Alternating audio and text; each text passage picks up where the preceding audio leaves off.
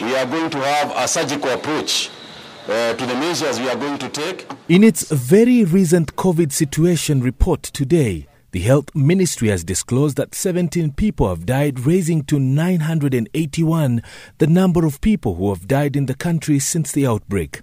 In Kakamega, relatives and supporters of Mabel Muruli, a gubernatorial candidate in the 2017 elections, are mourning her loss to the virus. Her death comes just a day after Governor Oparanya's chief of staff died of the disease. 1,185 people have been infected in the last 24 hours. Over 9,000 people were tested in various hospitals in the country. The total number of infections in the country now stands at 53,797. The government worried about the increasing number of deaths and the positivity rate as schools also continue to record new infections. The infections at county level are on a steep upward trajectory.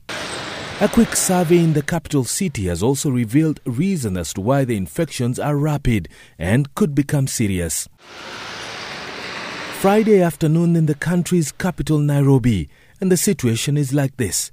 A majority of Nairobians have obviously and deliberately decided to ignore COVID-19 protocols. Most of them are wearing masks, but a majority of them are wearing them wrongly.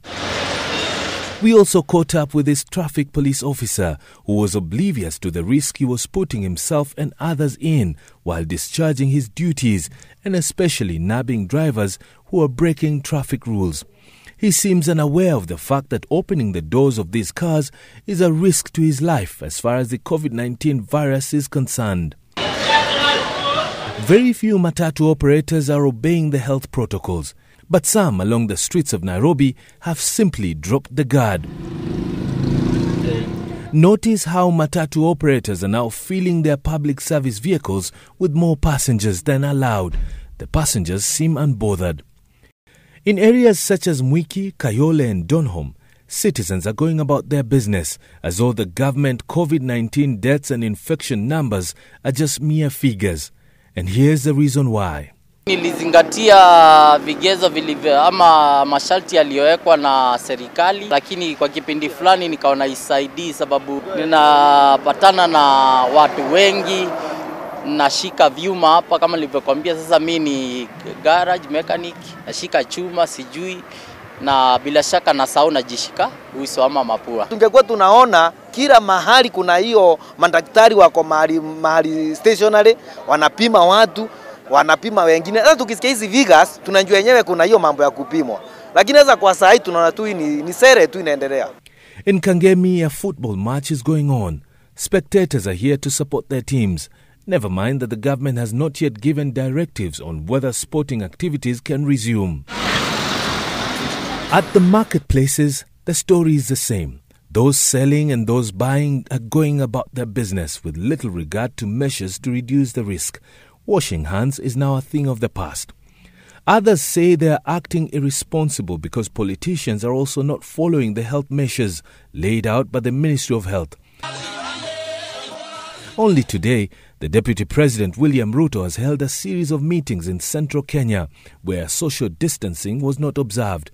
Many of the DP's supporters are openly not wearing masks. Mutahi Kagwe is sickened by this habit, but it would appear that his hands are tied. It is individual responsibility. That is our weakest single link, because what we are trying to do is to balance so that we do not close institutions. We don't want to close the economy. In October alone, over 260 people have died from the disease, with many hospitals recording a high number of admissions.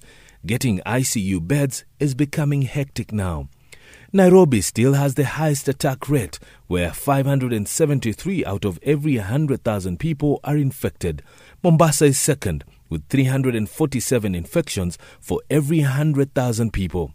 And there are more challenges in testing. For instance, a testing machine in Kemri Alupe broke down 3 days ago, and although it has partially been repaired, testing capacity has been reduced from 400 people to only 50.